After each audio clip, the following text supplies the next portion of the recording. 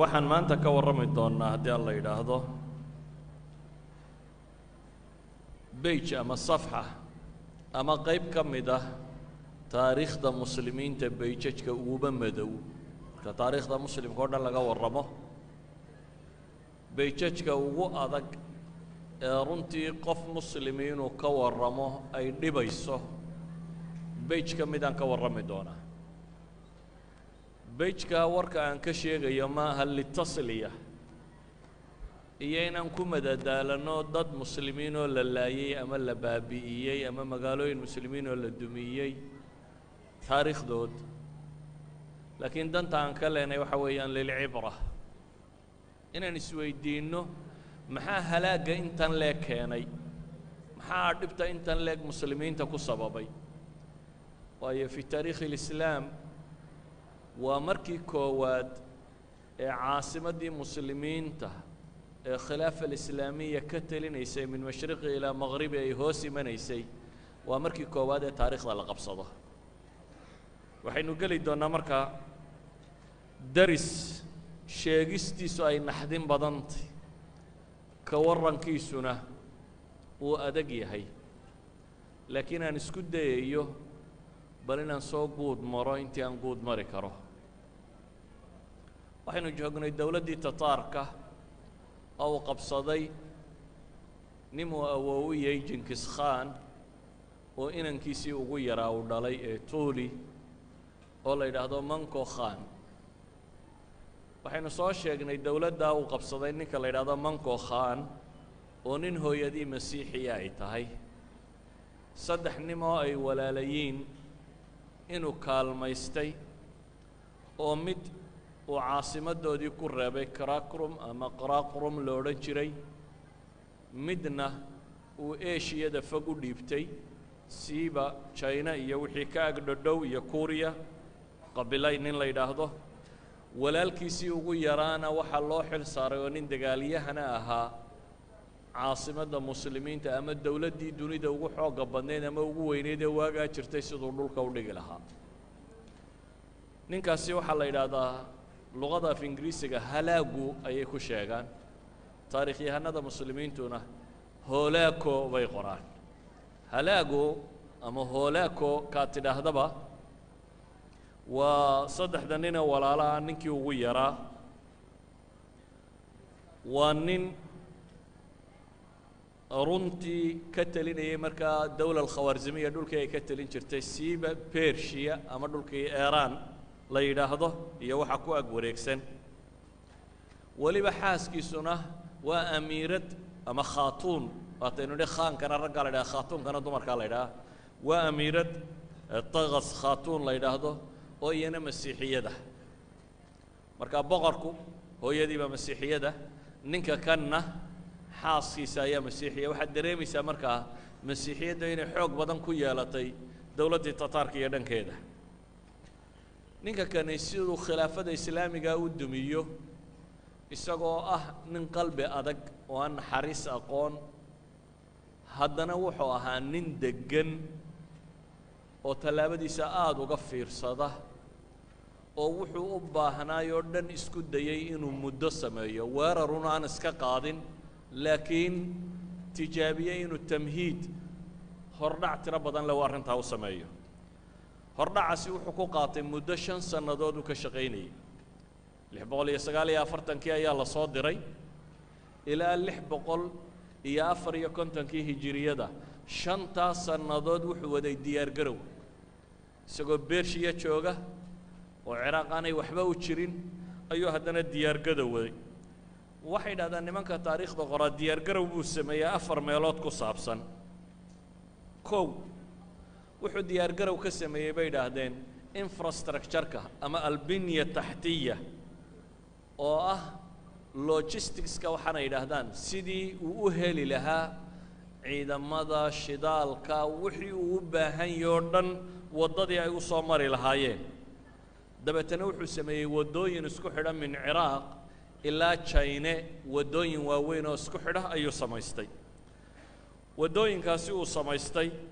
oo dhul buuralaya mara oo Tajikistan iyo Afghanistan iyo Faris iyo dhulkaasi oo dhan mara ayuu samaystay wadooyinka uu sameeyay webiya dhulka mara webiyadaasi wuxuu u samaystay bridge ama jisr dhul ciidamada iyo qalabka iyo wuxuu u baahan yahay dhami ay ka talaabi karaan oo waaweyn buu ku sameeyay wuxuu kale u dhigay ciidamo ilaaliya wadadaasi iyo meelahaasi ay marayaan logisticskiisa oo dhami muwaasalaadkiisa yani ciidanka taakulaymihiisa oo dhami dhulka ay marayaan ciddii ilaalin lahayd buu sameeyay wuxuu samaystay bay yidhaahdaan qalab wax lagu xambaaro oo xayawaan ay jiidaan oo waaweyn oo uu ku soo raray xusuunta ama qalcadaha dhufaysyadan waaweyna la galo ee dhagaxa ka samaysan ee adag qalab Chinesku ay samayn jireen iyo dhulkaasi oo lagu garaaco oo markaasi lagu dumiyo ayuu soo xambaaray oo soo qaaday oo China ka keenay ilaa iyo Baghdad duleedadeeda uu keenayay wuxuu sameeyay dhulka wadooyinka uu samaystay inta u dhow ee agagaarkeeda wuxuu ka ilaaliyay xoolada dhaqdaan iyo xoolaha duurjooga midnaba inuu daaqo wuxuu ku tala galay fardahoodu inaanay u baahanin in calaf loo qaado marka seeru uu sameeyay fardahan militarigu wato dee raashin bay u baahan yihiin si aan raashinkooda ugu cuslaanin wadooyinka isku xidha min China ilaa Baghdad ee ciidamadiisu ay marayaan agagaarkeeda seeru ka dhigay seeruhu waa dhulkan laga ilaaliyo xoolaha iyo wuxuuba inay galaan la ilaaliyo dhul lama degaan ka samaystay oo ugu tala galay inaanay calaf waxay cunaan u baahan fardaha ciidamadiisu wataan waxaynu odhan karnaa wixii uu u baahnaa ee isku xidhka caasimadiisa iyo meeshuu ka yimi iyo dhulkuu degay uu wakaajiyay kaasi waa qaybta koowaad ee diyaargarowga qaybta labaad ee diyaargarowga ninkani uu bilaabay waxa weeyaan diyaargarow aan lagu aqoonin dawladdii Tataarka hore dawladda Tataarka hore waxa lagu yaqaanay inay dawladnimadooda u ictiraafsay inay tahay sayidatul caalam hal qura inuu dunida nin quri ka taliyo wixii kaloo dhamina hoggaansi inay la yimaadaan luqada diblomaasiyadana ma yaqoonin way niman reer baadiya baa reer miyigu inta badan afkan nifaaq ee la isku soo dhadhaweeyo shaqadooda kuma jirto waa luqa waadix ah ama la istilo ama la kala nabad galo laakiin ninkani wuxuu bartay luqada diblomaasiya iyo taxaalufaad siyaasiya gaashaanbuur inuu sameeyo isagoo dawladdii u xoog badnayda ayuu gaashaanbuur sameeyey gaashaanbuurta uu sameeyey waxaa la waday xaqaankiisii weynaa ee Manko Khan waayo Manko Khan bay yidhaahdaan markii koowaad 651 buu wuxuu aqbalay safaara diblomaasiyiin ka socda reer galbeedku inay tegi karaan qoran oo wada xaajood lala sameeyo diblomaasiyiintan waxaa soo diray Louis XVI oo dagaalkii koowaad ku jabay intaan la qabanin boqorkii Faransiiska oo ah Louis kii sagaalaad la odhan jiray 648 markuu jabay mar labaad muxaawalo wado 3 sano kadib ayuu u dirtay safaarad uu la hadlayo wali nimanka Tataarka muslimka inay wada weerari karaan safaaradda tan waxa hogaaminayay raahib caan ah oo taariikhyahanada wax qora ka mid ah waliba nimanka Tataarka wax ka qoray ka mid ah oo la yiraahdo William Robrick oo Dominikia ayaa loo diray inuu noqdo safaarad iyaga iyo nimankan dhexdhexaadisa laakiin maadaama wali aqliyadii ahayd al-qutb al-wahid nin quri you will be either with us or with the others aqliyada abay haysteen aqliyadii maadaama uu rumaysnaa Manko Khan muu aqbalin qaabkii ay ula hadleen safiiradan u yimi waayo isagu wuxuu yaqaano quri sidiiqu waa cidda taabica u ah saaxiib waxayin cidii dawladdiisa soo gashay raacda haddaad dawladda soo gali weydo cadowgaad ka mitay saasoo quri u yaqaan laakiin boqorradii reer galbeedna ee soo hadhay tabicinimada ma ay aqbalin inay raacaan tawaad diideen laakiin waxaa jira boqorro yaryar oo kristan oo tiro badan leh maadaama kuwii waaweynaaye yurubta galbeed ay diideen boqorro yaryar ayaa jiray maalan boqorkii haythamkii koowaad la odhan jiray haythamka koowaad waa boqorkii armeniya ka talinayey cagihiisaabuu ku safray ilaa iyo uu tegey qaraaqurum mongolia caasimaddii tataarka ilaa uu tegey isagoo markaasi raba inuu heshiis la galo maadaama boqorkan isagoo lugaynayaba uu yimi si weyn buu u soo dhoweeyey manko khan waxaa loo sameeyey soo dhoweyn weyn isna wuxuu aqbalay bunuudi tabaciya inuu dowladdan u hoggaansamo uu raacayo ayuu aqbalay oo uu ka mid yahay racaaya ama dadka dowladda taageersan ee raacsiisan inuu ka mid yahay haythamka koowaad wuxuu manko khan u oggolaaday kow boqorka iyo wuxuu hantileeya gaarka ah inuu nabadgelinayo wuxuu kaloo usoo oggolaaday kanaa'ista iyo adiiraadku yacnii meelaha ay ku caabudaan diintooda masiixiyiintu inaan wax daraa'iba taxation inaan laga qaadin ee tagaska free ay ka noqdaan wuxuu kaloo usoo oggolaaday wixii dhul ahaa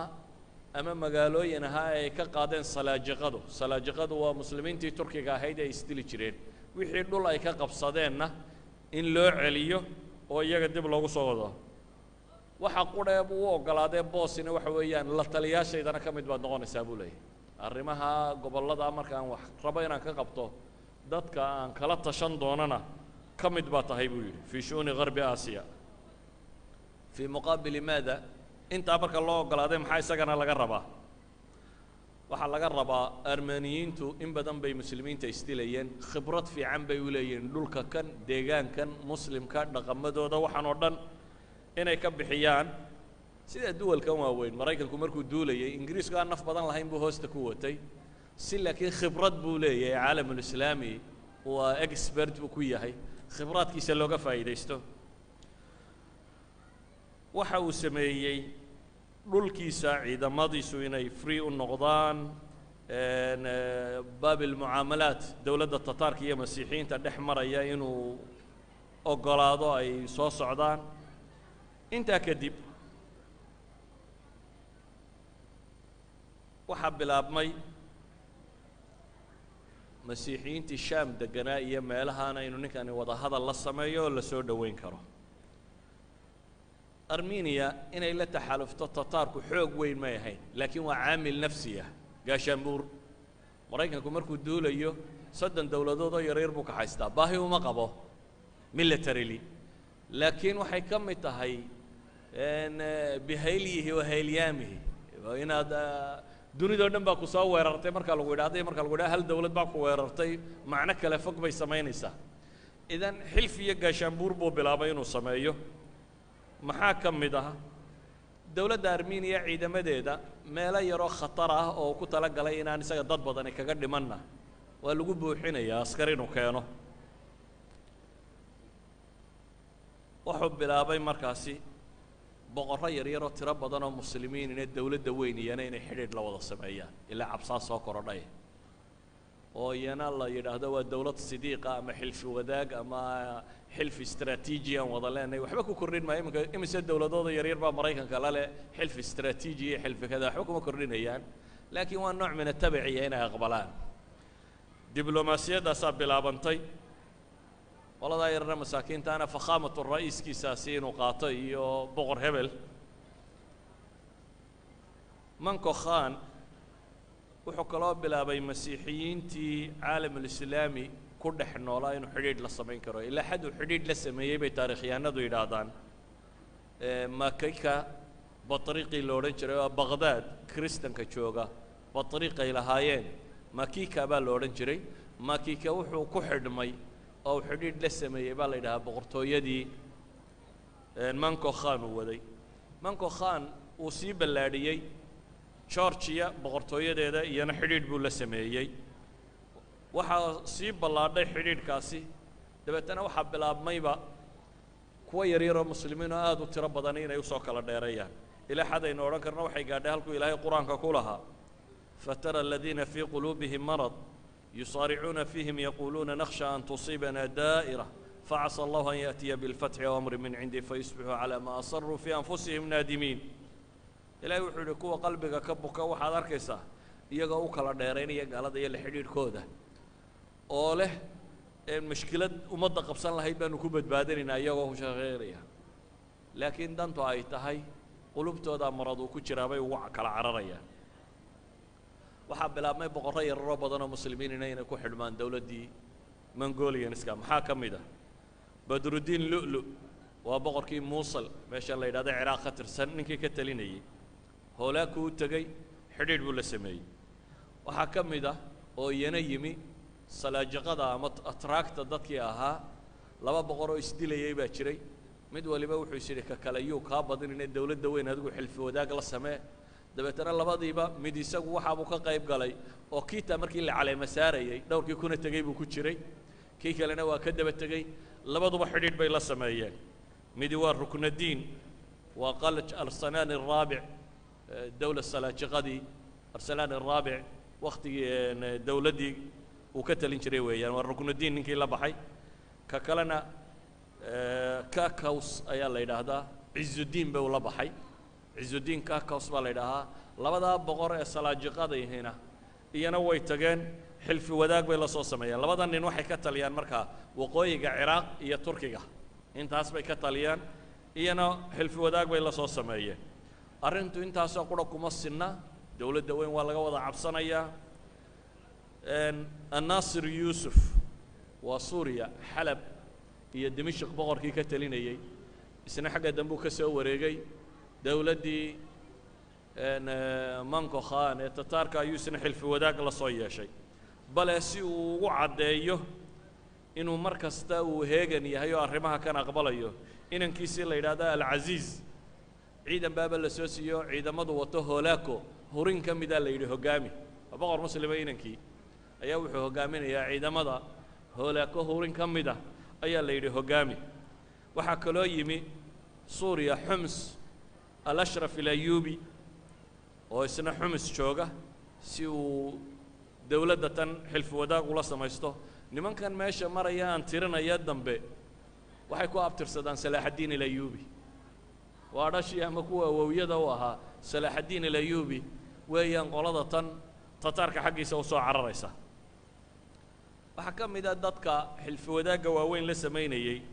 dee nimankii hoggaamiyaashaba ka ahaa provinceski muxaafadaadkii muslimiinta qaybo ka mid ah maalan turkistan iyo maa waraa'i nahar oo dhan nin mascuud yalvash la yidhaahdaa haystay ninkaasina ciidan buu soo ururiyey waa maamule ka tirsan waa qoladii la socotay oo kale uun maraykanka markii uu ciraaq qabsanayey ee meelaha uu dhiibtay waa maamule meeshaasi maamula oo uu dhiibteen tataarku isna ciidamo badan buu soo qoray oo muslimiina oo jaanibka tataarka ka dagaalgelaya waxaa ka mid ah dadka uu xidhiidhka la soo sameeyeen basaasiintii iyo wixii ilaa xad baqdaad bay soo galeen ra-iisul wasaarihii khilaafada islaamiga baa xidhiidh lala sameeyey waa kuma waa mu'ayidiin alcalqami mu'ayidiin alcalqami ashiici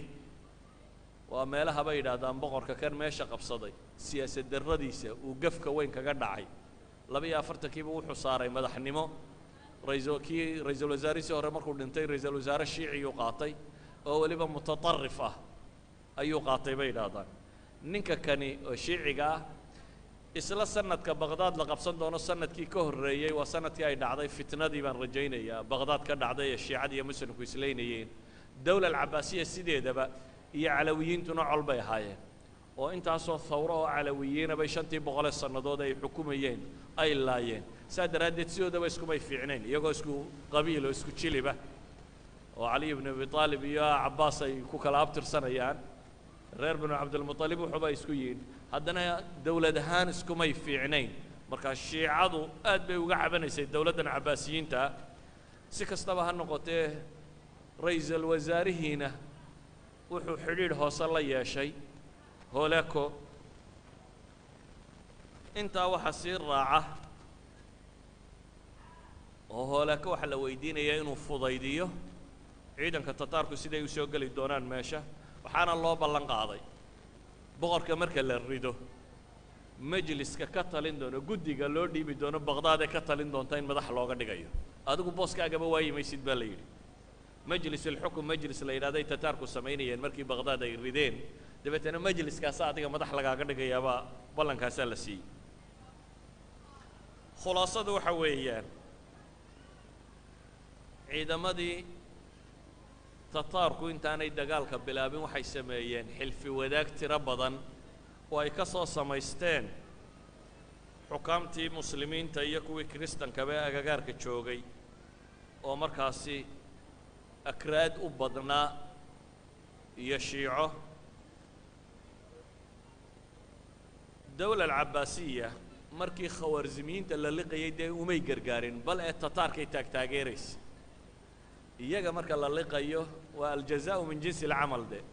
maadaama adba kuwii hore aada lugta u qabatay adna cidi ku difaaci mayse waxay noqotay adna qaar lugta ku qabto in lagugu itixaamo isba dawla alkhawaarzimiya iyo muslimiintii milyanka loo dilaya aan ka warramayay ama nishabuur ama marwa ama samarqand ama bukhaara markii la tirtirayay umay gargaarin taasi waxay sababtay dadku siduu u kala furfuraa in iyagana markooda dad tiro badani u ku soo baxaan boqorradii karamaan ka talinayey oo barq ninkii la odhan jiray oo ah khiyaatuddiin ayaa meesha madax uga dhigtay jalaaluddiin kii walaalkii weeyaan waa boqorkii khawaarzim ee moxamed ayaa dhalay labada walaalihii markay isdilayeen mid baa meesha usii dhiibtay kii meesha usii dhiibtaa u yimi kii intuu ikhtiyaal ku sameeyo madaxa ka gooyey ayuu u geeyey madaxii khiyaatuddiin waxaa loo diray maxay qaraaqarun baa loo diray iyadoo lagu bishaaraynayay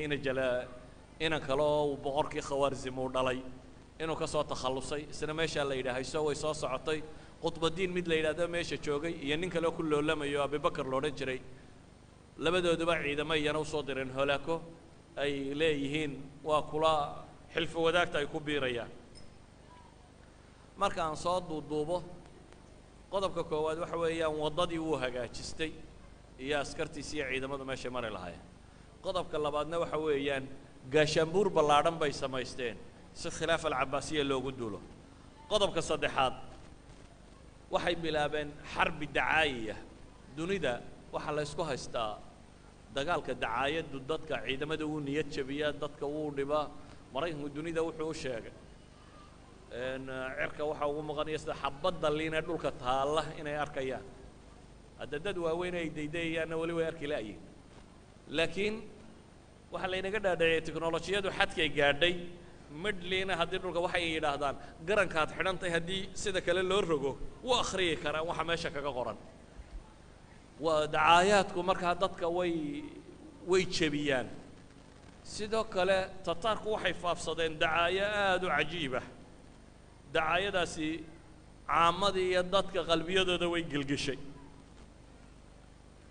si dacaayaadkaas ay u faafi karaan kow dadka badh malaa weylaadkii iyo balaayooyinkii u dhigay jenkis khan dee 30 sano hadda ka soo wareegay jenkis khan 617 bay ahayd markii uu weylaadka ugu waaweyn dhigayay iminkana waa dhowr iyo 50kii 30 sano ka soo wareegay dadkan cusubi malaa aada u garan maayaan jenkis khan sheeko ku yahay si wax loo xasuusiyo ciidamo yaryar bay direen oo wax laaya oo wax gumaada oo dadka baqageliya oo rucbiga dib u abuura waxay kaloo sameeyeen waqooyiga ciraaq oo dhan meelo ka mida duulimaadiyay ku qaadeen saruuj sanjaar meelahaasi oo dhan waxay dhaceen qaafilaad ay lahaayeen dawla alcabaasiya iyo dadkii muslimiinta ahaa oo waxay dhaheen hal qaafilo qura ayay 600 oo kun oo diinaar ka dhaceen waa tajmiidul amwaalkan oo kale adigu wixii xoola lala wareegi karayay waa lala sii wareegay waxay samaysteen dad gabyaaya kuwa sheeka abuurayaala suugaanyahano wakhtigaa dee iclaamka ugu badanay gabayga iyo wixii la mid u ahaa waxaasiyoo tirinaya ammaanta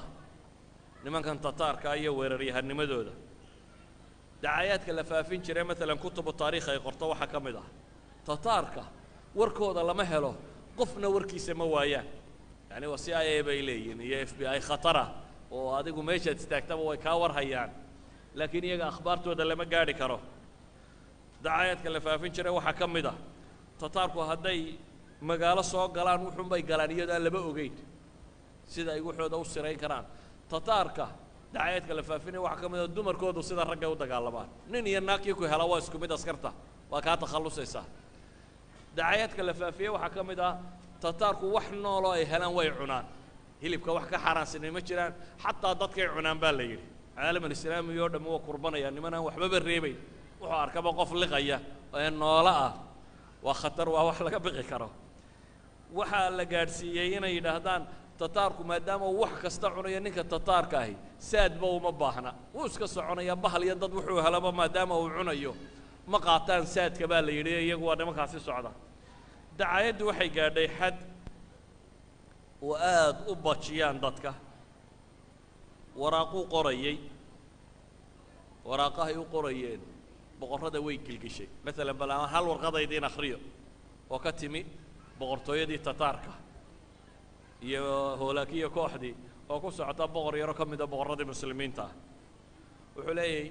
naxnu junuud ullah bina yantaqim miman cataa watajabbara wataqa watakabbar وبأمر الله ما أتمر نحن قد أهلكنا البلاد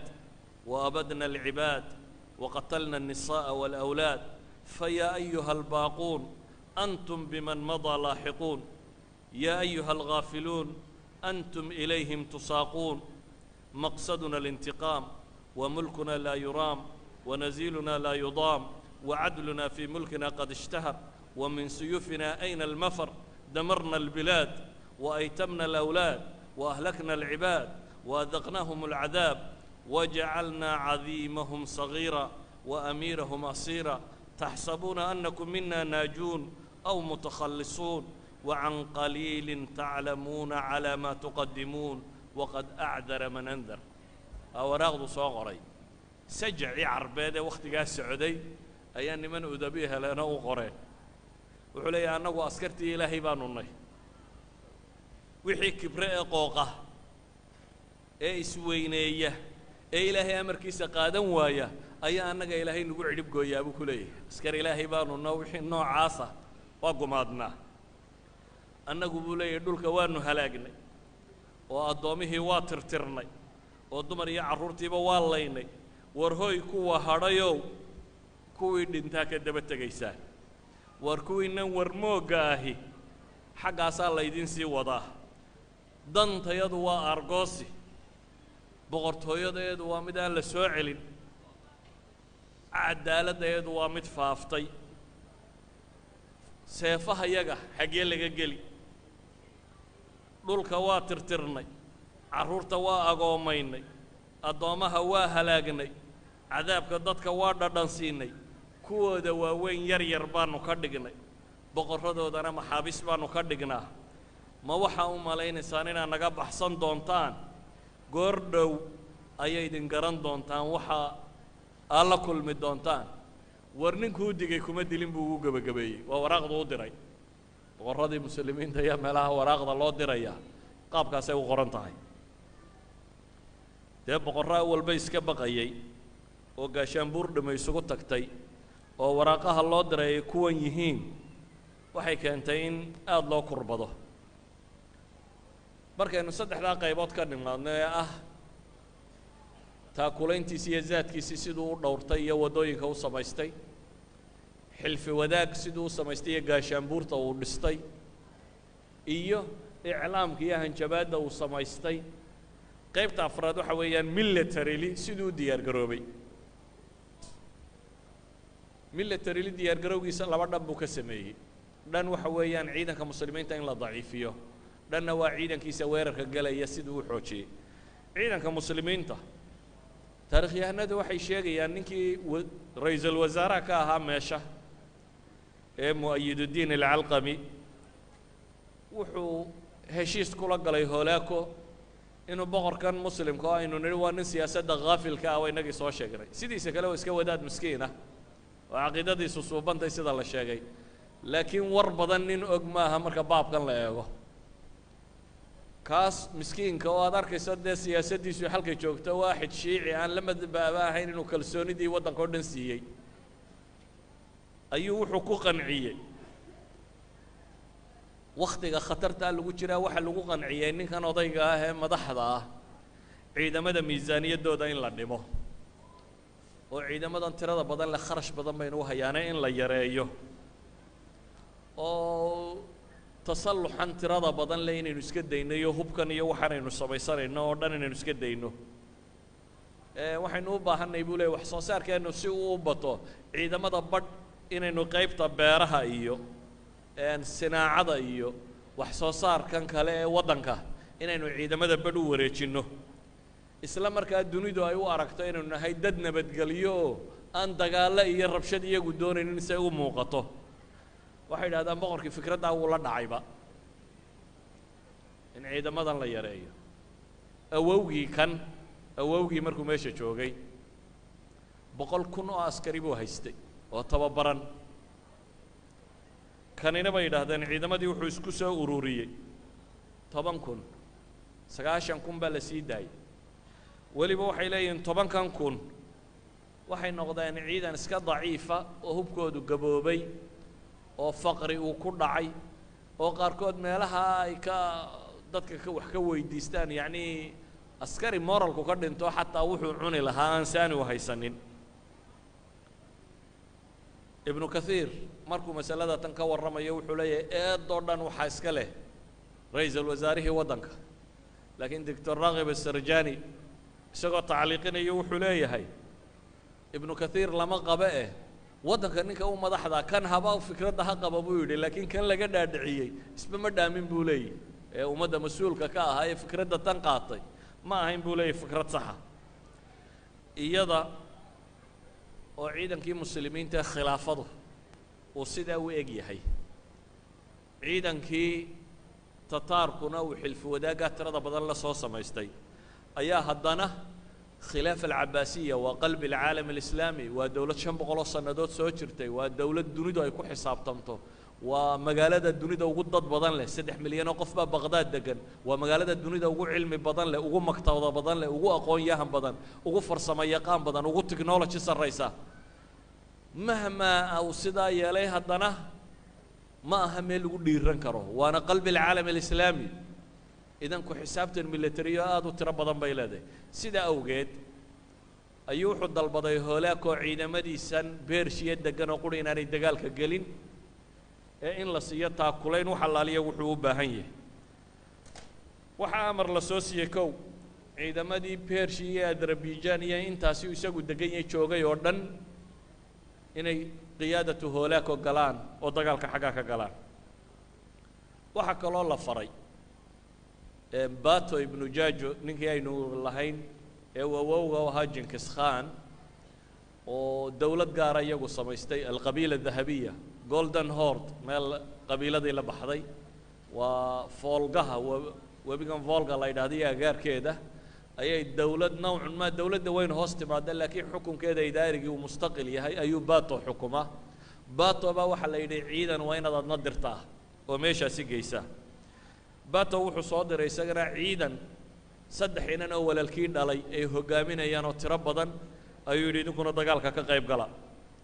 waxaa kaloo la yidhi meesha waa khilaaf alislaamiya aynu duulimaadka kunay kuma filla ciidankii yurub loogu tala galay oo turkiga xaggiisa sare jooga oo dagaalyahan bijo la yidhahdo aynu hore uga sheekaynay uu hogaaminayo isna waxaa la yidhi ciidankoo dhan dib u celi dhammaantaa ciidankii yurub oo dhan dib u qaad khilaaf alislaamiya baqdaad dib u gal baa la yidhi isagana bijo in 1 kilomitir ah buu baqdaad u jira amarna waxa lagu siiyey inuu dib u noqdo 1,000 kilomitirna muslim baa degan 500 kilomitir meelahaas iyo dhulka turkiga ah 500 kilomitir oo ciraaq iyo dusheeda dhammaanteed waa dowladihii yaryaraaya muslimiinta waa salaajiqadii aynu sheegaynay meeshay ka telinayeen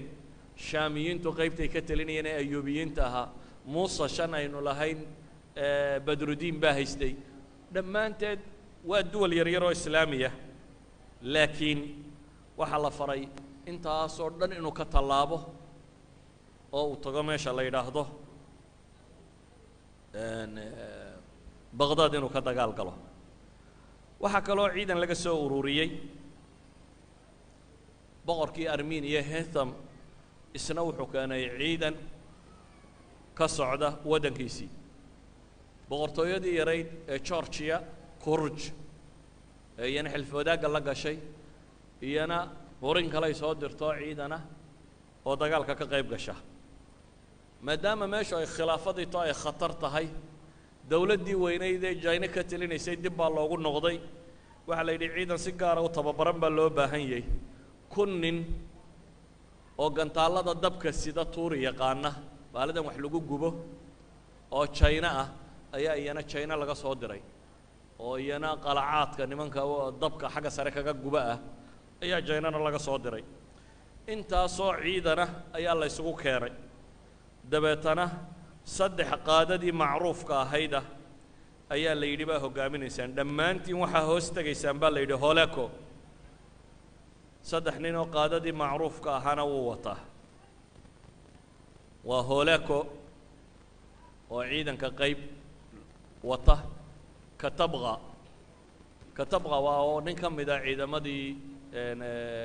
tataarka weliba geesiyadooda waaweyn isla markaana isagu masiixi buu ahaa katabqa taariikhda haddaad dib u daraasaysaan waa qitas ninka isheleen tataarka waaga la soo jebin doono caynu jaaluut macrakada la yidhaahdo goobahaasi xagga qoladan gaalada ninkii hogaaminaya weeyaan katabqahani marka waa nin masiixiya isla markaana tataara hogaamiyaashooda waaweyn ka mid ah katabqana qayb baa loo dhiibay qaybta saddexaadna waxaa wata bijo oo ah qaa'idkii Yurub inuu furto lagu talagalay saddexdaa qaa'ida waaweyn baa wata ciidanka tataarka mushaarikiintii yaryaraana waa dhex socdaan oo uu ka mid yahay الناصر يوسف أمير دمشق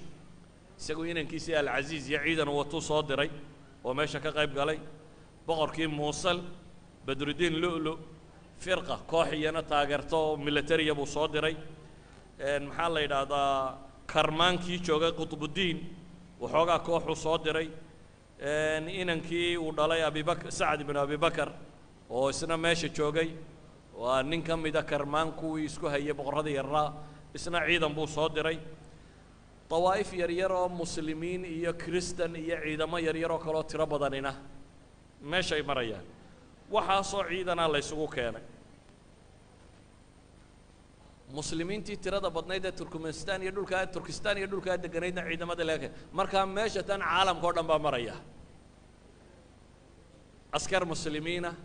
guutooyin gobollo islaamiya ka socda guutooyin gobollo kristana ka socda iyo saddex guuto oo waaweyn ama saddex ciidan oo waaweyn oo ka socda nimankii la oran jiray tataarka ciidanka inta leeg bay isugu yimid waxa jirta markuu ciidankii soo dhaqaajiyay ayuu Holako mas'ala kale ka fakiray oo ah luuq yar baa u dhaxeeyay isaga iyo Baghdad oo ay degan yihiin nimanka shiicada Ismaaciiliinta la yiraahdo xashaashiinta dabeetana wuxuu isiri armay nimankan rabshad kugu keenaa ملا واحد في عن أنت ناد عكتة مريسو كتخلصتي شيعة ماشي جوكتي أيو ورقة كقاضي شيعة ماشي تاني وأنا من أدو دقالي هنابي هانشرين دول بورليو خطرنا دقن قال عدو دي وينيد بركو دقال كقاضي أيا طائفة نكي هو جامين أيا صاب حي ركن الدين إن لورين شريبان فيليا وحود البضي إنه هشيس لقاله ولكن أنت عندما بني سياسي ونقضي هشيس كوا كعقبلا يا بيدي لكن قائد كيسي ميداني جاهي عيدن كهجامين أي ديدي دبتنا الدجال بيكو قاضين قلعدي ويفرتين وحكوا شرينا والله ركن الدين وشيعة هيستوحوا عطصدي شيعة أنت كلا إسماعيليين توردد هشيس كان قاضنا يا هشيس كان الله يقبله صابا ليدها هناك خطة كلو دقوا حولي خلاص وأنا أقبله لكن بشرط شرط أنا أقبله يا وحويان ولي بتاريخي أنه ذو شرط كان مركز كور رميان قصة ربضا بيشيغا كو طائفة تاني إسماعيلية ذا اللي هذا دقال الذي يجي يتطار كنحمر يوحيد دلين شكتاي نكي لورن شري يجا لوتريا أين تشنكس خانها عندما دن هولاكو ووضنا وحال الله صعطة jagtaygaasi inanuu dhalay oo amiirada oo aabbaheeda inay u aarto raadcaynaysa dabeetana waxay istidhi iyaduna halkan aarkii wuu ka dhadhow yahay inaad aarkaa hesho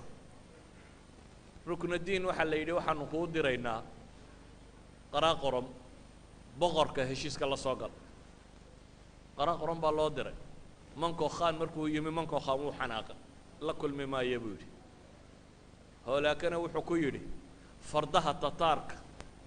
inaad dariiqa intaa leeg soo mariso soo daaliso iyagoo waxaasoo kala wado aad ii keento may ahayn buu leeyahay fardaha tataarku inay sidaa u daalaan iyagoo ninkan oo kala wada ma aha buu yidhi waxa dib baa loo soo celiyey ruknuddiinkii meel dhexe markay marayeen ayay madaxa ka gooyeen si aan la garanayn ilaa hadda taariikhdu ma sheegto sababtii lagu dilay laakiin meel dhexe markii la marinayey ayuunbaa laga takhallusay daa'ifadii ismaaciiliyada oo boqorkoodiina la dilay ayuu hoolaaka wuxuu ku yidhi heshiiskaan idinla galay laakiin hal midaan idinka rabaa waa istiro badiseen oo wasnigaa leediin wasni aan ahayn miisaankiinna iyo xajmigiinna awood aan lahayn baa sheeganaysaan heshiiskaan idinla gelaya laakiin waxaan wax idinku siinayaa awooddiinna markaa soo bandhigtaan intaa ay leeg tahay saa daraaddeed waan idin tirinayaa tiraan wax idinku siinaya shiica ismaaciiliya tiradeedu intay leeg tahay baan wax ku siinaya waxay idhahdeen nimankii shiicada ismaaciiliyada maanta wax laynoo ogolyahay xooggeenna aan muujinno maxaan samaynaa meel kastoo ismaaciil jira ha laga war doono shaam kuwii deganaa qaar baqdaad meel kastoo ay joogeen waa laysaga yimi waayo waxaa laysleeyahy maanta xoog baa helaysaa markay isu wada yimaadeen ayuu gunta ka gooyay xabadba kama sii dayn hoolaako shiica alismaaciiliya wakhtigaasaa taariikhda ugu dambaysay war dambe ay leeyihin aqa khaankan iyo midharhkan meelaha marmara ayaa ka soo hadhay laakiin hoolaaka intuu ururiyo meel isugu wada geeyey markuu isla helayna madaxa ka gooyo dhammaantood diray shiicadii markuu meel ku hubsaday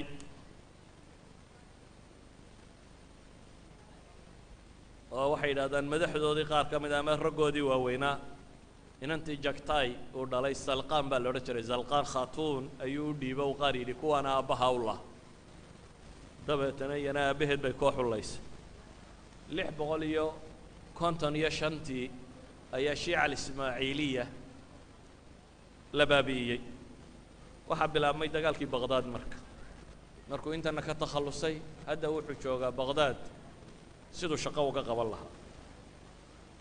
shirweynaa loo fadhiistay magaalada hamadaan la yidhaahdo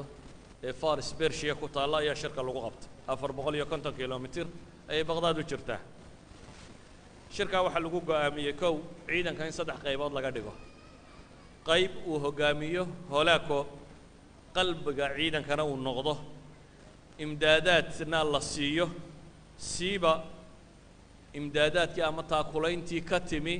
alqabiila adahabiya ama golden hortka qolada la yidhaahdo oo ubato ibnu georgi uu hoggaaminaya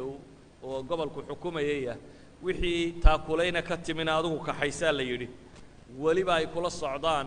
armenia iyo georgia wixii ciidan ee ka yimin ay kula socdaan intaasi waxaa la yidhi waa wadnaha dagaalka wadnihiisa inta ka qayb galaysa hoolaaka hoggaaminaya ciidanka labaad waxaa la yidhi koonfur bari baqdaad ha ka soo galaan ciidanka koonfur bari ka soo gelaya waxaa la yidhi katabqa ayaa hoggaaminaya isaga waxaa la amray inuu socdo meeshu waa dhul buuraleeya ciidanka intaan leegi ma wada mari karaan in la kala qaybiyaa baa la rabaa dusha ka wareeg baa la yidhi iyo dhulka suhuusha ah baqdaad adigu xagga koonfureed ka soo gal baa la amray ciidanka saddexaad waa ciidankii ka soo socday anadol turkiya xaggeeda sare waa ciidanku bijo ninkii la yidhahda uu hoggaaminayey waxaa la amray 1000 kilomitir intuu soo jaro inay isku wakhti soo galaan magaalada baqdaada taariikhyahanadu waxyaabaha cajiibka ay sheegaan waxaa ka mid ah 1000 kilomitir ciidan socda oo dhul socda oo diyaarada iyo wax ilaalinaya aanay jirin ama waddada uu hagaajinaya aanay jirin oo aan la kulmin wax kamiina wax dhul jiifa wax meel u galay waxba aan la kulmin oo 1000 kilomitir ba dawladda yaroo islaamiga ay degan yihiin oo haddana socodka dheeraynayo isku dayaya nimanka hamadaan ka dhaqaaqay inuu kula tago isku wakhti magaalada baqdaad uu kula tago isla markaasi ma jiro muwaasalaadkan hadda cusubada telefoon iyo taar iyo wax lagu wada hadlayo farda wata la rabo fardihiisaasi inay mar la galaan Baghdad ciidamada dhanka ka soo socda laakiin dhulka uu marayo waa salaajaqadii aan sheegayay Mosul buu soo maray oo odaygii Badruddin Lu'lu ciidanka soo diray oo haystay waa oday 80 jir ah taariikhyahanada qaarkood baa waxay dhahaa 100 jir aakhiru sii jeeda haddana gaaladu daba socdaa uu gargaaraya Baghdad markii la qabsaday 3 bilood kadib baa filayaa buu dhintay kani Badruddin kani maca dalika aakhirada ciidama xasuusnay tataarka la arkaa xagga tataarku kaga jira magaalada Baghdad waa magaalo leh qalcaad xusuun tiro badan oo adag oo ku wareegsan waa magaalo 5 qarni dawladdan ay ka talinaysay waa magaalo uu joogo khaliifkii 700aad baa jooga oo boqorkii 700aad ee muslima ayaa ka talinaya laakiin dhufaysyada iyo hubka iyo xusuunta hadday rag waayaan haba ma tara almustacsim billaah waa nin noloshiisa marka la eega bay leeyihiin nin fiican quraanka akhrista ay leeyihiin caqiidatu salaf buu haystay cibaadaadka ku fiican faqarada wax siiya laakiin waxaasi waa naftiisa ummadda wixii aan ficil ahaa muu hayo ummadda waxa anfaca qaa'id soo jeeda dunida waxa ka socda garanaya balaayooyinka ku xiiran ka fakaraya taktiik fahamsan iyo qaab uu diyaar garo kaasa anfacaya dadka ولذلك ابن كثير مركو نكن كورمي وحليه كان حسن الصورة ننقرح بدن بوها بويري جيد الصريرة تاريخ دي سيالابتي سيادو في عنتهي صحيح العقيدة عقيدة في عن مقتديا بأبيه المستنصر بالله في العدل أبيه كضيري حق عدالته صدق بدن علماء الشرفة يدتك عبادة مذهب السلف السني يكسغن لكن مذهب السلف إن وحلا يسكع اليابا كشرتي حق أنون عبادة دي ينتبه كسغنا يا باب كي الله هناك كما سغناي غافل عن السياسة بها بين هذا وضعي وحا كسعدنا سفي عنه مقرنين رق سيدا الله كلا دورتنا سفي عنه مقرنين رقبا شوقي أو كم دي أديركي الخفاجي نكي لو رجري أو كم يهي رق بدر الرقا شري لكن رقاها ولا دركية مجاهد الدين أيبك با كم ده مجاهد الدين أيبك يا مؤيد الدين العلقمي علبة هاي كان شيعي أبا كارلوس وقاضي كان كله ولا دركية إذن مولا هين أركت سياسي ودير مولا هين كفاءة قيادية سيدا الدكتور راغب السرجاني لي مولا هين همة كرئيسة مولا هين جيسي نمدي قرار هذا اللقو قادن لها وقتك كان أدق مولا هين بولي كرسمه ووبهنا إنه مدى أروريه وددكو أيك شوغان مولا هين بولي هي رقا سيدا الله ميدا أما الله دورتا أما الله حشو لحية 8 سنة وإن لقد ديار قروبة ويهي انتو بغرك هوا لحية 8 سنة وسنة في 6 إن لقد ديار قروبة ويهي مصدعين هو كاسكرتي سي بيرلي دا كدغايو سناعينت ما هي كو غبغبودي marka waa madax umadana aan diyaar gareynaynin kursigana aan ka kacaynin waa kuwa maanta joogo qofku waxay ahayd ama inuu shaqada u qodo ama inuu baneeyo cid kale oo u qobi karta tago ana fadhinaya waxna tari maayo qaacidada bay joogtay raggu doortay waa kuwan khiyaamaynaya ee ninka kan kolba u tagaya magaalada Baghdad 3 milyan oo qof baa jooga culimada dunida ugu tiro badan baynu oran karnaa baa degan waa dhul raaxo culum nadariyo tiro badan baa taala waxay maqleen wixii Afghanistan ka dhacay wixii madaabix ka dhacday wixii dawlad al-Khwarizmiya ka dhacay wixii muslim la laayay inay wax ka taraan daayada iyagaaba kala qayb galay mararka qaarkood sida la sheegay dawlad al-Khwarizmiya sidii looga takhalusi lahaa maadaama iyaba ay ka tataarka ku caawiyeen in laga takhaluso iyana kuwii ag joogay baa waxay ku caawiyeen in iyaga laga takhaluso محرم لبي طبعا مركا يا هيد لح بقول إيه لح يكون تكيه هجرية ده وصنة كي لح بقول إيه لح يكون تكيه هجرية ده بشي كوادة محرمة لبي طبعا كيدي مركا يمريسي أيوم با waxaa la arkay dhanka bari ee magaalada Baghdad isagoo ciidamadii hoolaku ay taagan yihiin oo uu bilaabay inuu dhigto madaafiicdiisii wixii gaalmi lahaa dhanka koonfur barina koonfur yani bariga oo koonfurta raacsiisanna katab qaaba ka soo galay markaasuu boqorku hambaabiray dabeetana ijtimaac taari ah kulan degdega ayuu qabtay kulankii degdega ah baa laga wada hadlay kulanka qola waxay leedahay aan la heshiin oo isdiibno oo nabadgelyo arrinta ku dhamayno waa fariiq uu hogaaminayo ra'iisul wasaarihii waddanku Mu'ayyid al-Alqami laba nin oo kale nin la yidhaahdo Mujaahidiin Aybak iyo nin la yidhaahdo Sulaymaan Shaahna waxay leeyihiin war waxaas wax lagu hadla maaha aan jihaadana wax iska celinno oo ciidana nabad waxay nagu siin maysee aan difaactanno dagaalanno muddo ra'yigii markii la rogrogay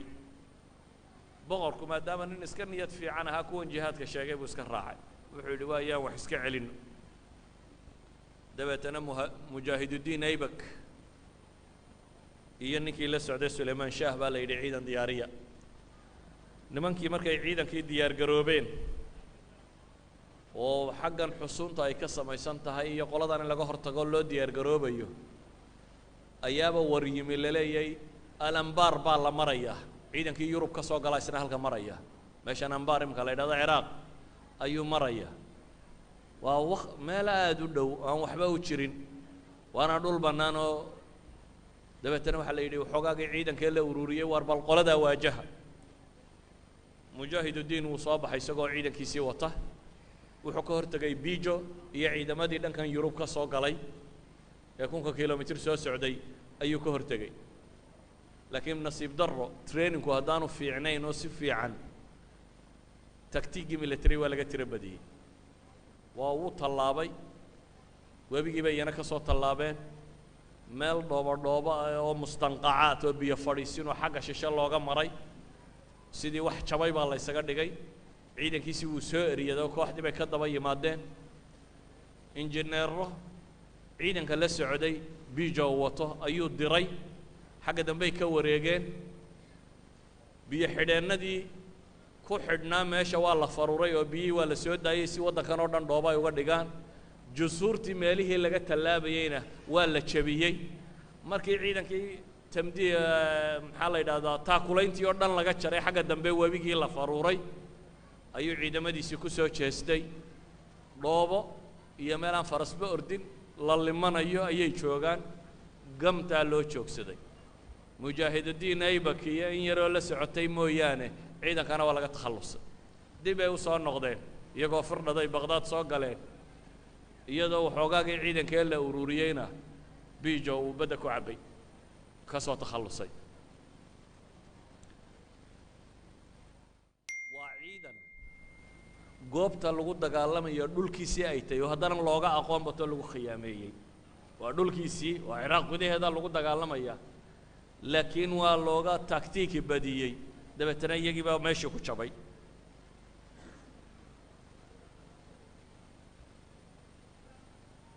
Baghdad buu soo galay waa 19 Muharram baa dagaalkani dhacaya Bijo ayaa hore u soo socday isna dhanka waqooyiga ayuu magaalada Baghdad ka soo fadhiistay magaalada Baghdad marka hadda waxa ku xeeran saddexdii ciidan iyo wixii ay wateen Holako oo bari jooga Katabqa oo koonfur bari jooga iyo waqooyiga oo uu joogo ninka la yiraahdo Bijo jalsa labaad baa loo fadhiistay Ibn al-Alqami markii Mujaahidiin Aybak iyo kooxdiisina ay soo jabtay boqorkiiba ku noqday wuxuu leeyahay kama maaranno diblomaasiyada inaynu haatan bilowno isticmaalno طاولة المفاوضات miiska wada hadalka aan tagno war kale ma yaalo laakiin miiska wada hadalka yaa wada hadla taariikhda bini aadamka mufaawadaadku yay dhex maraan laba ninoo xooggan hadday mufaawadaad dhex maraan wax caqliga gala ka soo baxa laakiin miskiin iyo nin murqiyo xooggani haddii mufaawadaad dhex maro mufaawadaadku dee waa un aqbal ilaa wax ka dambeeya haddaad aqbali weydo waa ku burburinaya weeyaane mufaawadaad weligaa haddaad maqasho mufaawadaad baa dhacaya falastiin iyo israa'iil mufaawadaad kastoo dhex mara maxaa ka soo baxa heshiis ay tanaasulaad sameeyeen falastiintu hadhow baa wixii soo baxay israa'iil fulin weydaa markaasaa waxa la yidhaha mufaawadaadka ha la cusboonaysiiyo haye dib baa loo cusboonaysiiyey maxaa ka soo baxa shuruudan bay soo xidhaan kuwan baa soo tanaasula waa la soo saxeexaa way fulin weydaa israa'iil hadhow baa la yidhaha mufaawadaad saddexaad mufaawadaad unbaa socda ku kastoo bilaabmaana waa tanaasulaatun haatatan magaaladu waa xisaar bay ku jirtaa mufaawadaad baana bilaabmay mufaawadaadkii iyuu dirtay boqorku u fiirso boqorkan halka ay joogto siday taarikhyahanadu leeyihin labadii nin aynu lahayn hooleekay hoosta kaga xidhnaayeen ayuu wuxuu u diray inay noqdaan mufaawadiinta dhankiisa ka socda waa kuma waa mu'ayadidiin alcalqami iyo batriirikii mekako la yidhaahdo kiniisadii kristanka ee joogtay baqdaad batriirigeedii mekako iyo mu'ayadiin alcalqami labadaasaa la diray inay mufaawadaadka hoolaaka la soo galaan hoolaaka labadoodii markay u yimaadeen wuxuu yidhi dhegaysta adiga waxaan kuu ballan qaadaya wax masiixiya inaan la taaban kiniisadahaga iyo waxaa gura inay kuu badbaadaan wixii lagu siin karana lagu siiyo adna waxaan kuu ballan qaadayaa baqdaad maalintaan gacanta ku dhigo majliska xukumaya ayaan madax kaaga dhigaya baqdaad iminka ra-iisul wasaaraad ka tahay marka kan adaa talin doonaba meesha qabsanaya maxaa tala ah markaa dawladda waxaa korkeeda saaran horta labadii nin ee dagaalamay iyo kooxdoodii in la keeno shayga koowaad mujaahidiin aybak iyo sulaymaan labadaasi de waa mutaطarifiin iyagu ahlu taطarufkana dunida lagama ogola labadaasi waa inay soo xero galaan ثaaniyan natiijadii mufaawadaadku waxay noqotay markaa dagaalka oo la joojiyo nabadgelyo dhacda hoolaako oo ogol inantiisa inuu bixiyo oo boqorka inankiisu guursado boqorka almustacsim billaahi kursigaan adigana kuu daynayaa buu yidhi reer baqdaad oo ammaansiyo waxani waa wixii uu hoos ula galay wixii aan idiin sheegayo hore waa wixii uu hoos ula galay labada nin laakiin mufaawidku muxuu u geynayaa boqortooyadii waxaa loo keenay ninkii heshiis baan ula gallay heshiisku muxuu dhigayaa dagaalka in la joojiyo nabad la qaato hoolaako inantiisa in inankaaga loo guuriyo si nabadda loo adkeeyo reerku u xidido kursiga boqortooyada in adiga lagu daayo aad boqorkaaga ahaato reer baqdaadna ammaan in la siiyo intaasi waa intay iyagu helayaan shuruudda ku xidhani maxay tahay laakiin bishuruud waa inay shuruudatan fulisaan intaasaan anigu aqbalay buu yidhi hoolaako laakiin shuruudan baa fulinaysaan waa maxay shuruudu wax allaaliya waxa qalcad ee baqdaad ku yaalla waa inaad dumisaan shardiga koowaad shardiga labaad waxa weeyaan wax allaaliya wax khanaadiq godadka dhufaysyada aa leediin oo dhan waa in la dumiyaa shardiga labaad waxa weeyaan wixii huba in la soo dhiibo saddexaad wixii hub ah in la dhiibo shardiga afraad ee ugu dambeeyana waxa weeyaan inaa aqbashaan dawladda guud ee tataarka ee qaraaqaram caasimadeedu tahay inaa hoos timaadaan raciyada inaa ku biirtaan intaas haddaa annagu wax kale uma soconno hoolakaale annagu waxaan u soconnaa inaanu cadaaladda sugno xorriyadda iyo ammaanka inaanu ilaalinno qaabkaasaan u soconnaa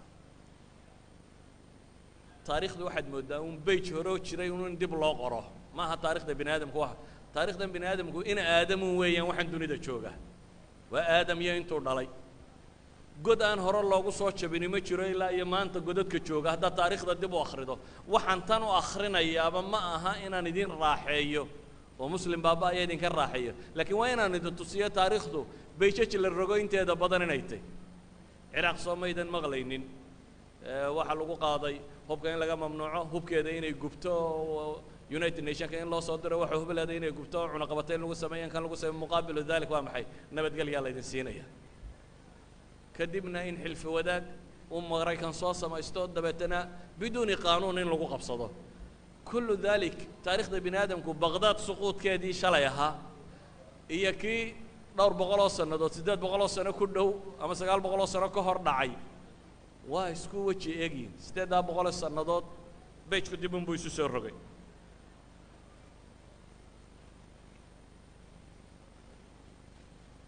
boqorku si aanu mufaawadaadkaasi talakuba uga samayninna garaacistaa lagu bilaaba in magaalada garaacistu ay ku socoto bishii safar la odhan jiray bilowgeedii baa waxaa la bilaabay 4 maalmood in garaacis xooga lagu sameeyo magaalada ibnu kathiir wuxuu sheegayaa daartii boqortooyada square laga qabtay buu yidhi dabeetana gamuunyahanadii baa gamuunka ku ganay gamuunku waa leebka waa dee waxyaabihii la isku garaaci jiray madaaficda ugu waaweyn baa lagu ganay taariikhyahanadu waxay sheegaan boqorku wakhtigaasi jaariyadihiisii mid ka mid a cayaaraysay inan carafa la yidhaahdaa hortiisa ka cayaaraysay oo ahaa jaariyaadkii mulkul yamiinka lagu haystee joogay ayaa cayaaraysay taariikhyahanadu waxay sheegaan carafo boodboodaysa ayaa gamuun ku dhacay markaasuu boqorkii naxay hortiisa markay inantiina ku dhacday ayuu boqorkii naxay bay yidhaahdeen waxay yidhaahdaan gamuunka lagu dhuftay waxay ugu soo qoreen bay yidhaaheen weedh ah idaa araada allaahu infaada qadaa'ihi wa qadarihi adhaba min dawi lcuquuli cuquulahum baa ku qorayd bay yidhaahdeen ilaahay hadduu doonayo arrinkiisa inuu fuliyo kuwa caqliga le unbaa caqliga laga qaadaa waxba kala garan waaya dabeetana wixii la rabaa fula gamuun ay ku qoran tahay inantaasi ku dhimatay bay yidhaahdeen boqorku markaasuu kabashkabashta bilaabo wuxuu yidhi daahiyada guriga ha lagu badiyo waxyaabaha kana aanu gamuunku soo maraynin daaqadaha in la adkeeyo ayaa la bilaaba arrintii meel adag bay maraysaa alcalqami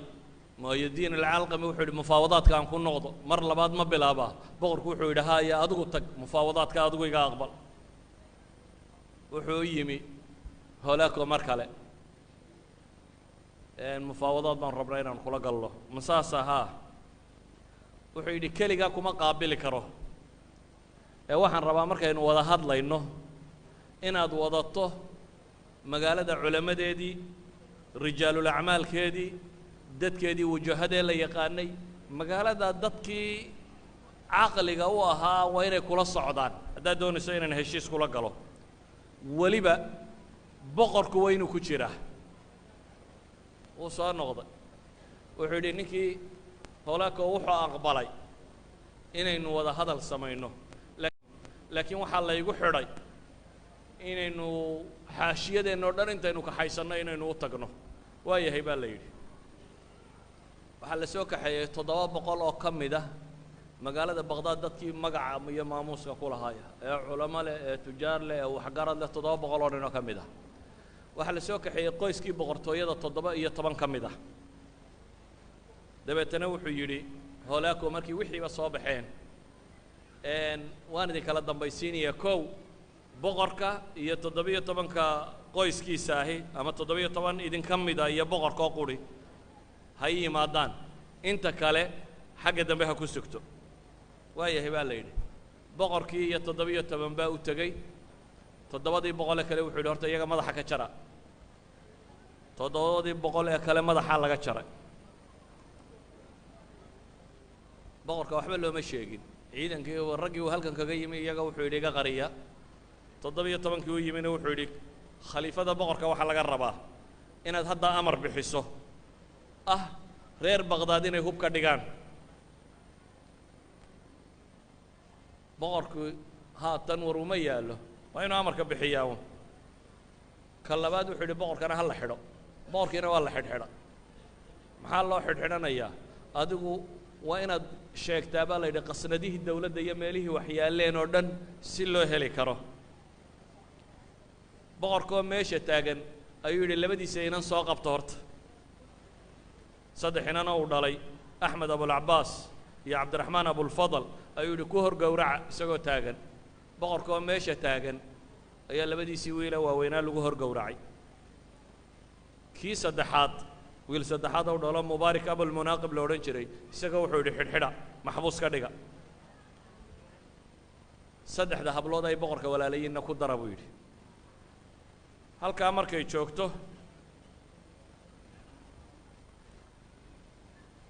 waxaa la yidhi ha loo yeedho wixii baqdaad rag waaweyn ku hadhay ee culammadii ahlu sunna ah waa loo yeedhay xabaalaha la dulgooyaa la yidhi oo dhammaantood ha la laayo iyaga iyo dumarkoodaba waa la laayay ragga la laynaya maxaa ka mid ah waxaa ka mid ah sheekhii magaalada uu dhalay ibn aljawsi inankiisiiya الشيخ محي الدين يوسف ابن الشيخ أبي الفرج ابن الجوزي شيخ دار الخلافة ولا قورعي شيخ يسدح ويلا ودالي بي ودا قورعي رجع ماشي اللي جو قورعي وحكم إذا لبدين إن الدجاليه هنكا مجاهد الدين أيبك يا سليمان شاه إيجانا وحليده هلا قورعو إيانا ولا قورعي وحلا قورعي دقي سو تربية خلافة صدر الدين علي بن النيار نين لا يراهضه dabeetana waxaa la yidhaha lagu xigsiiyo a'immada masaajidda khutabada xamalada qur-aanka waxaasoo dhan ha la laayo intaaba waxaa la laayay iyadoo uu boqorku xayi yahay oo weli nool yahay dabeetana ciidankiisii baa meesha lagu fasaxay waxaa la yidhi baqdaad ha la laayo 40 maalmood baa baqdaad wixii ku noolaay oo dhan la gumaadayay waxay yidhahdaan askari baa ku soo baxay 40 carruur oo hooyooyinkood la dilay isna 40kii buu gowracay waxaa la yidhahaa boqorka isaga oo ciidankaa la yidhi kubad ka dhigta harraato ku dhintay baa la yidhi sidii harraati loogu waday taarikhyahanada qaar baa waxay leeyihiin isaga cidhibtaa lagu dilay sidii harraati loogu waday ayuu boqorku geeriyooday waxaa ka soo baxay meesha tan maktabaddii ugu weynayd ee dunida ku taallay maktabadda ugu weynayd dunida ku taalla baqdaad bay ku taallay waa maktabad haaruun urashiid oo asaaskeeda bilaabay boqol iyo dheeraadkii 170 ilaa 193 hijriyadu isagu maamulayay dabeetana waxa yaalay mujalladaadka dunida ugu tirada badan leh maxaad iyada ka sheegaysaa Trablus tii Lebanon ee ay gubeen waxa yaalay baa la yidhaha 3 milyan oo mujallad 3 milyan oo volume maxaad u malaynaysaa tii baqdaad iyadoo baqdaad maktabadda quri waxay lahayd dad nusaakhiin oo madbacadima jirina wax qora dad kutubta dadka u dhiiba dad mutarjimiin oo afafka kale ka tarjuma researchers degan meesha غرف wax lagu akhristo meelo wax la isugu dhigo xalaqaad ama meelo nadawaad cilmiya lagu qabto lagu niqaasho meelo ardadu ay seexdaan waa akbar waa maktabadii dunida u weynayd oo uu yaalo aqoonta dunida dhammaanteed af kasta ku qoran ha noqdo afkii yunaanta greega kii siryaaniga ahaa kii hindiga ahaa kii sakritiga ahaa farisigii laatiinigii kullu luqaat way yaaleen may odhanin maktabadda rara oo qaraa qorum geeya lama odhane waxaa la yidhi rara oo webiga dajla ku gura webiga dajla ayaa aqoontii reer nebi aadam uu kala dhexlayay maaha aqoontii muslimiinta oo qura waa maca griigii hore maca wixii bini aadam qoray muslimka wakhtigan waxay lahaan jireen rag aqoon-yahanoo dunida loo diro oo shaqadoodu ay tahay meel kitaab dunida yaalluun inay arkaan soo qoraan kitaab kasta ciddi haysta waa laga iibsanayay waana la keenayay kitaab kasta waa la tarjumayay ayu cilmi ha ku saabsanaado maktabaddii intaa leekayd waxaa la raaciyey webiga dajla waxay yidhaahdaan mudduu webigu khad dareerayay madoobaaday khadkii bugaagtan lagu guray fardaha lagaga tallaabiyey bay yidhahdaan webiga sidii maktabadda tan loogu guray 40 maalmood baa magaalada dadkii la xaaqayay waxay taariikhyahanadu sheegaan 1 milyan oo qof dad ka badan baa la dilay taariikhyadana qaar baa 2 milyan yidhaahda waxay yidhahdeen guryahu masiibku waa majaroorka halkan biyuhu ay ka dareeraan dadku markay cararaan ay guryaha saqaf ka fuulaan baa laga daba tegaysaa loo laynayo guryaha magaaladu dhiig bini aadan bay daroorayeen baa la yidhaahdaa dumarkii iyo carruurtii xagga sare koray iyo wixii sidii loo gowracayay guryihii baqdaad ku yaallay bay yidhaahaan sida roobka dhiig bay da'ayeen waxaa la tilmaamaa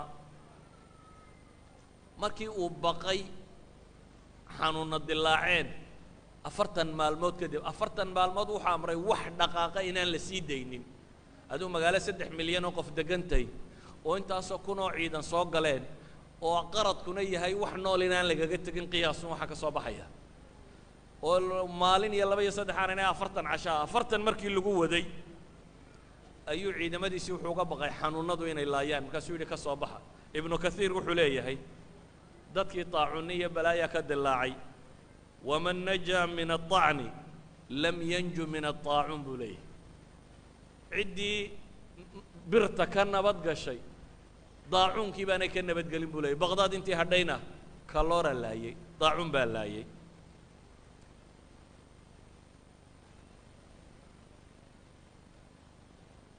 goorahan ba wala eg fadhiyaan u malaynayaa marka waxaan ku gebagabaynayaa uun taariikhda maantu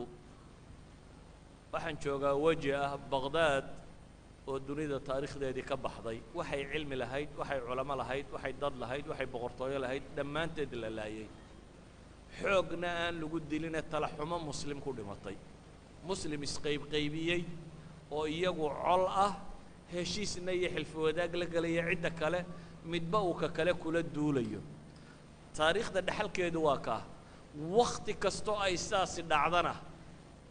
ma aha inaan dadkan ku jirin dad cubaadi ama qaar ilaahay barya ama qaar salaad badan ama qaar caqiido wanaagsan xataa boqorkaa la leeyahay baa caqiido fiicnaa